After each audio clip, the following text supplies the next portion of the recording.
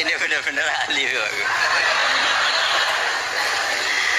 Begini kan demonstrasi itu kan makna pokoknya itu kan apa?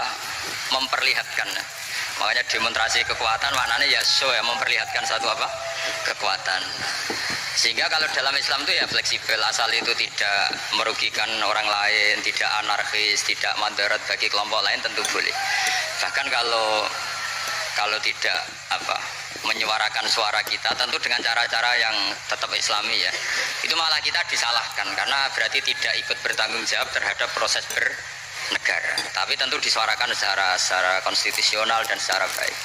Kemarin pas demo di Jogja yang ramai itu masalah rancangan KUHP itu rektor UI juga ketemu saya, pamit Gus mau demo aja. Ya tapi yang baik dan sopan kata saya.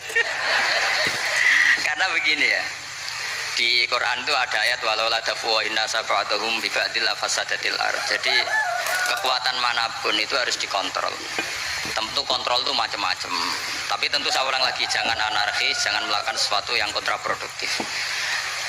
Jadi menurut saya pernah ditanya, Gus kalau pemerintah itu didukung 90% rakyatnya bagus enggak? Ya bagus, berarti presidennya hebat, didukung mayoritas rakyat. Kalau hanya 55 ya bagus, presidennya biar tahu, biar hati-hati karena dipilih separuh lebih sedikit gitu. Nah, kok bagus semua? Ya emang harapan kita sama Allah semuanya baik semua kata saya gitu. Jadi susahnya apa sih kita melihat sesuatu itu, asal agama ini kan gampang, asal tidak maksiat itu baik. Asal gak maksiat itu baik. Makhuyira Rasulullah bina amroini laktaro aisarohuma malam yakun isman. Jadi demo itu bukan, nah kalau demo yang diharamkan sebagian fatwanya ulama tentu yang maknanya yang anarkis, kalau yang dihalalkan tentu maknanya yang tertib. Itu biasa dalam hukum fikih. Rasulullah ngendikan A, mahmalnya seperti ini. Rasulullah ngendikan B, mahmalnya seperti ini. Karena kadang ngendikanin Nabi cara zahir itu berlawanan. Misalnya Nabi ditanya, amal paling baik apa ya Rasulullah? Nyaur utang gitu. Karena biasa yang ngemplang mungkin yang tanya itu tukang. Tapi kadang Nabi jawab birrul walidain, kadang jawab as-sholat li awwali waktiha. Karena penanyanya ini beda. Kan nggak tahu sholat. Gimana? Takut nggak tahu sholat. Ya, takut nggak tahu sholat kata dia. Kan gitu. Jadi ini penting saya utarakan karena zaman Nabi itu ya biasa Nabi misalnya ngendikan sesuatu itu. Terus ada juga sahabat yang memperlihatkan pendapatnya. Tapi tidak niat bantah. Masyhur itu dalam tarikh. Saya beri contoh yang masyhur itu. Nabi pernah sholat zuhur itu 2 rakaat. Sebagian riwayat mengatakan asar, tapi yang lebih kuat itu zuhur. Setelah 2 rakaat Nabi sholat itu akabiri sahabat papan atas itu sudah ada yang ngendikan karena mereka sopan semua, tahu etika. Setelah Nabi pulang sudah dekat pintu, ada sahabat yang berdiri. Ya Rasulullah, aku siroti sholatu amnasita. Ini sholat model kosor apa engkau lupa?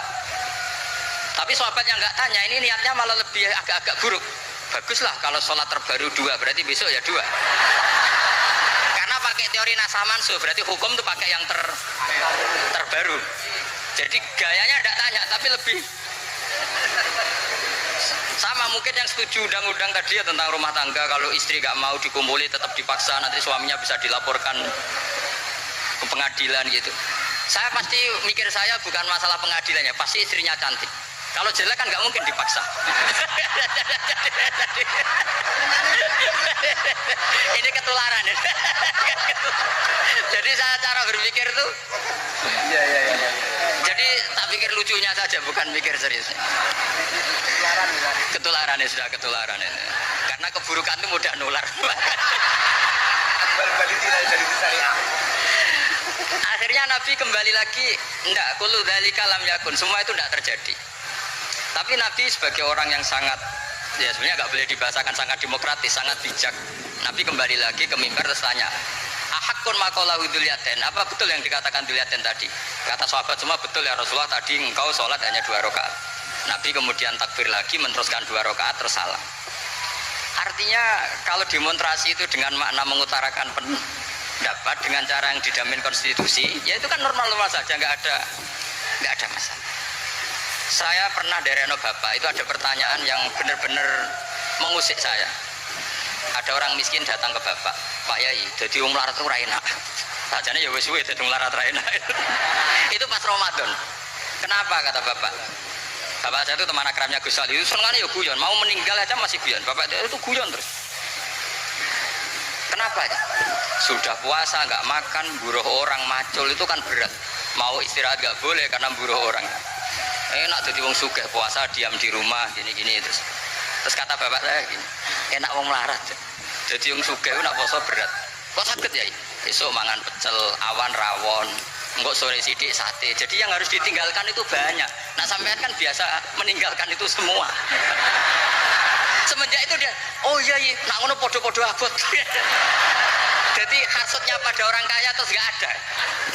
Nah ini pentingnya ilmu, jadi pentingnya berdamping tadi. Setelah diberi jelasan, oh maturun ternyata podo-podo abot gitu. Dia nggak tahu susahnya jadi orang kaya. Ya sama seperti tadi. Ya isa puasa, kerja gini-gini, bojo sitok elek, terus jadi yang bojone 4 cantik semua abot aku. Karena harus tinggalkan 4 yang cantik tadi, yang bisa menghidupkan tadi itu. Nah, itu kan juga demonstrasi, artinya mengutarakan apa yang, jadi itu saya pikir seperti itu. Ya ini